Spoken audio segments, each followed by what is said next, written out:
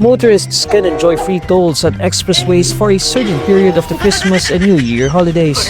In an advisory, the San Miguel Corporation says the toll fees will be waived at the Star Tollway, South Luzon Expressway, Skyway System, Ninoy Aquino International Airport Expressway, and Tarlac Pangasinan La Union Expressway at 10 p.m. to 6 a.m. on December 24, 25, and 31, 2025, as well as January 1, 2026. Aside from this, toll operator Metro Pacific Tollways Corporation is also offering free toll in all of its expressways in Luzon, including North Luzon Expressway, Subic-Clark Tarlac Expressway, Manila-Cavite Expressway, Cavite-Laguna Expressway, and NLEX Connector during the same period of time from December 24, 25, and 31, 2025, and on January 1, 2026. Kasingil sa toll ang bumungad sa mga motorista sa South Luzon Expressway at Star Tollway ngayong unang araw ng 2026. Sa kabila ng magaan na daloy ng trapiko, dagdag gastos ang bumungad sa mga motorista ngayong unang araw ng 2026 matapos ipatupad ang panibagong taas singil sa toll sa SLEX at Star Tollway.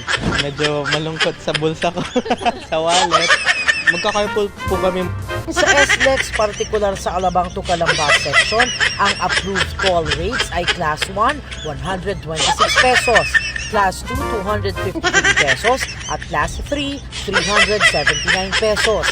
Samantala, sa Calamba to Santo Tomas section, ang singil naman ay 34 pesos para sa Class 1. 68 pesos para sa Class 2 at 102 pesos para sa Class 3. Sa Star Tollway naman, mula Santo Tomas to Lipa o Section 1, ang toll rates ay 60 pesos para sa Class 1, 119 pesos para sa Class 2 at 179 pesos para sa Class 3. Habang sa Lipa to Batangas o Section 2, ang approved toll fees ay 53 pesos para sa Class 1, 106 pesos para sa Class 2 at 159 pesos para sa Class 3.